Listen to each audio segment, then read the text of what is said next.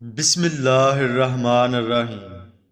بلخ کا بادشاہ حضرت ابراہیم بن ادہم رحمۃ اللہ علیہ آپ بلخ کے بادشاہ تھے۔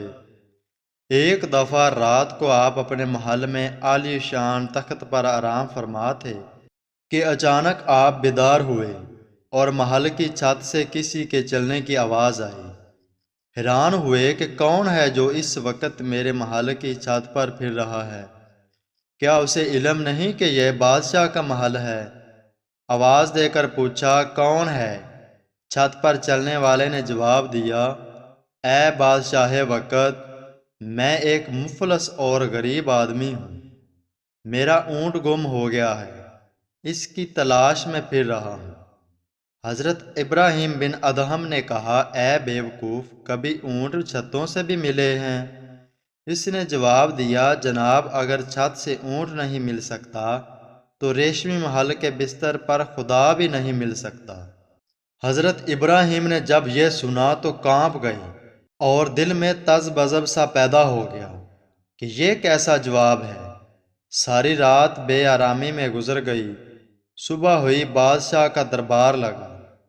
روزمرہ کے معمول کے مطابق ابراہیم تخت شاہی پر بیٹھے، کیا دیکھتے ہیں کہ اچانک دربار میں ایک شخص بڑے جاہ و جلال اور رعب و دبدبہ کے ساتھ داخل ہوا اور تخت کے قریب آ کر کھڑا ہو گیا۔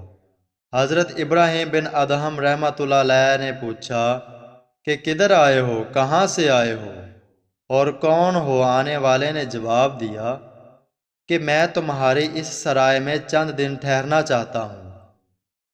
حضرت ابراہیم بن ادہم نے سرائے کا لفظ سنا تو چونک گئے۔ کہنے لگے، ارے خدا کے بندے، یہ تمہیں سرائے نظر آتی ہے؟ یہ تو ایوان سلطنت ہے، بادشاہ کا دربار ہے۔ اس نے کہا، مجھے بتاؤ کہ آپ سے پہلے یہاں کون تھا؟ آپ نے فرمایا، مجھ سے پہلے میرا باپ تھا۔ اس نے کہا، آپ کے باپ سے پہلے؟ فرمایا، میرا دادا۔ اسی طرح پشت در پشت گنوانے کے بعد اس نے پوچھا، آپ کے بعد یہاں کون ہوگا؟ آپ نے فرمایا، میرا بیٹا، اس کے بعد میرا پوتا، حتیٰ کہ اسی طرح یہ سلسلہ جاری رہے گا۔ پھر اس بار روبدار شخص نے کہا، ذرا سوچئے کہ جس جگہ اتنے آدمی آئیں اور جائیں وہ سرائے نہیں تو اور کیا ہے؟ اس آدمی نے اتنا کہا اور چل دیا۔ آپ تو پہلے بھی پریشان تھے، مگر جب اس اجنبی آدمی سے سوال و جواب ہوئے تو اور بھی زیادہ مضطرب ہو گئے۔ آپ نے تخت کو چھوڑا اور اس اجنبی کی تلاش میں نکل گئے۔ جب وہ نظر آ گئے تو قریب جا کر پوچھا، یہ تو بتا جاؤ تم کون ہو؟ اس بزرگ شخصیت نے اپنا چہرہ بادشاہ کی طرف کرتے ہوئے فرمایا، میں خضر علیہ السلام ہوں۔ یہ سن کر آپ تڑپ اٹھے، دل سے عشق الہی کی کرن پھوٹ پڑی۔ اس کے بعد آپ محل کی طرف واپس آ رہے تھے کہ غیبی آواز آئی، اے ابراہیم، اس وقت سے پہلے جاگو جب تمہیں موت کے ذریعے جگایا جائے۔ یہ آواز سنی تو کیفیت ایسی بدلی کہ دل کی دنیا اور ہو گئی۔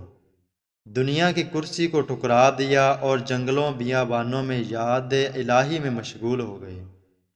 اس کے بعد ایک غار میں چھپ کر ذکر الہی کرنے لگے، حتیٰ کہ 9 سال گزر گئے۔ ادھر لوگوں کو خبر ہو گئی کہ ابراہیم بن ادہم اس غار میں ہے۔ آپ نے سوچا، اگر یہاں رہوں تو ہو سکتا ہے کہ کہیں دل میں ریاکاری نہ آ جائے۔ آپ غار سے نکل کر مکہ معظمہ کی جانب چل پڑے۔ راستے میں آپ کو ایک مرد خدا ملے جنہوں نے آپ کو اسم ذات کی تعلیم دی۔ جب وہ بزرگ تشریف لے گئے تو حضرت خضر علیہ السلام تشریف لائے اور فرمایا، اے ابراہیم، جس نے تمہیں اسم ذات سکھایا ہے کیا اسے جانتے ہو؟ آپ نے عرض کی، نہیں۔ فرمایا، وہ میرے بھائی الیاس علیہ السلام تھے اور تیرا مرشد و رہنما میں ہوں، کیونکہ میں نے ہی تجھے راہ طریقت پر چلایا ہے۔